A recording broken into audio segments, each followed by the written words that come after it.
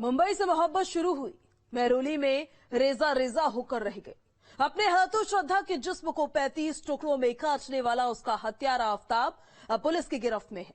लेकिन हर गुजरते दिन के साथ आफ्ताब की क्राइम कुंडली से एक नया राज सामने आ रहा है।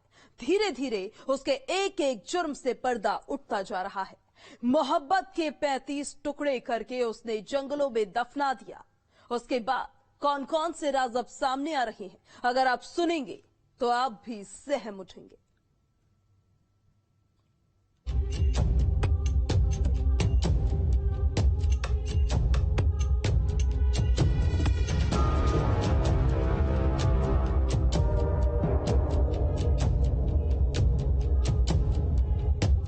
मुंबई की श्रद्धा के 35 टुकड़े करने वाला आफ्ताब अभी भी खामोश है।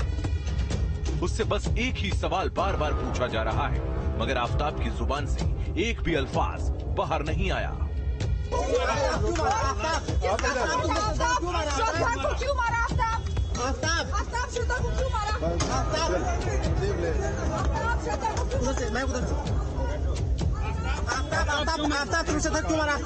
आफ्ताब कुछ बोलोगे? आफ्ताब श्रद्धा क्या झगड़ा हो तुम्हारा?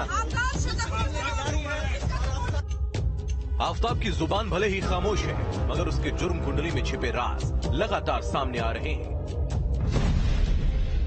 अमेरिकी क्राइम शो से कत्ल का आइडिया। आफ्ताब ने पहले प्यार के सुनहरे ख्वाब दिखाकर श्रद्धा के दिल में जगह बनाई, फिर उसे ऐसी खौफनाक मौत दी जिसे सुनकर किसी की भी रूह कांप जाए। इरादा पहले श्रद्धा की हत्या और फिर लाश के 35 टुकड़े करके ठिकाने लगाने का था,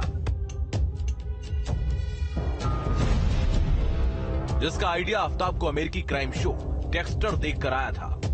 इतना ही नहीं, वो कई अमेरिकी क्राइम मूवीज और शो देखा करता था। शायद यही वजह है कि करीब 6 महीने तक इस जघन्य हत्याकांड को छिपाने में आफ्ताब कामयाब रहा। गूगल में सर्च से सीखा खून साफ करने का तरीका।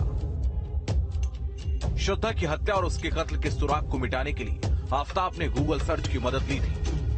सूत्रों के मुताबिक आफ्ताब ने गूगल के जरिए खून के धब्बे मिटाने के तरीके ढूंढे। इतना ही नहीं, आफ्ताब ने आरी के जरिए श्रद्धा के शरीर के 35 टुकड़े किए और जिस्म के हिस्सों को हिफाजत से रखने के लिए नया फ्रिज खरीदा। नहीं, बड़ा फ्रिज के लिए बोला था, डबल डोर का फ्रिज हमारे पास अवेलेबल होते हैं, वो हम दे दिए। 18 दिनों तक फेंके गए बॉडी पार्ट्स। श्रद्धा की हत्या और उसके कत्ल के सबूत को मिटाने के लिए आफ्ताब एक तय प्लान के तहत काम करता रहा। नए फ्रिज में शव के टुकड़े रखे और बदबू दबाने के लिए अगरबत्ती सुलगाता रहा। किसी को शक न हो इसलिए रोज रात को 2 बजे निकलता, श्रद्धा के शरीर के टुकड़े को जंगल में फेंकता रहा। यह सिलसिला 18 दिनों तक चलता रहा। हत्या के बाद लाश के टुकड़ों को मेहरौली के जंगलों समेत कई जगहों पर बिखेर दिया गया।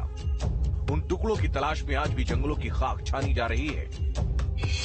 आप देख सकते हैं कि दिल्ली पुलिस के जो जवान हैं वो यहाँ पर लगातार मौजूद हैं और एक नहीं बल्कि 5 से ज्यादा टीम्स का इस्तेमाल किया गया, जिसमें से एक टीम तो स्नीफर डॉग्स के साथ है जो सूंघने में माहिर है, ताकि अगर श्रद्धा का कोई शव का हिस्सा मिल सके तो वो किया जाए। 35 टुकड़े किए गए थे कथित रूप से जो बताया गया, जिसमें से 12 शव के टुकड़े बरामद कर लिए गए हैं। ऐसे में इस बात की संभावना है कि कपड़ा या शव का कोई टुकड़ा हो सकता है, जो फोरेंसिक लिहाज से बेहद महत्वपूर्ण सबूत होगा। जिस जघन्य अपराध को चंद महीने पहले आफ्ताब ने अंजाम दिया, उसकी कल्पना भी आसान नहीं, मगर किस बेरहमी से कत्ल किया गया, ये समझने के लिए जुर्म के पूरे तरीके को मौके पर पहुंचकर देखा गया। फॉरेंसिक एविडेंस के रूप में वो सबूत सबसे महत्वपूर्ण है जो है सेलफोन जिसका इस्तेमाल आफ्ताब 2 महीने तक करता रहा। इंस्टाग्राम के जरिए, सोशल मीडिया के जरिए जो श्रद्धा है उसके दोस्तों से बातचीत करते हुए नजर आया और ये भरोसा दिलाते हुए नजर आया कि सब कुछ सही है महाराष्ट्र से दिल्ली तक। ऐसे में वो सेलफोन भी बरामद करना है। बहुत सारे सबूत है जिसे खंगालने की कोशिश की जा रही है और यही वजह है कि चाहे स्नीफर डॉग हो, उनका सहारा लिया जा रहा है, जो टेक्निकल टीम है उनका सहारा लिया जा रहा है। और देखिए कि किस तरीके से डेंस फॉरेस्ट है। इस फॉरेस्ट को देखिए क्योंकि ये अरावली रेंज का इलाका है, दिल्ली के लंग्स इसे कहा जाता है और वहां पे दिल्ली पुलिस की टीम लगातार मौजूद है।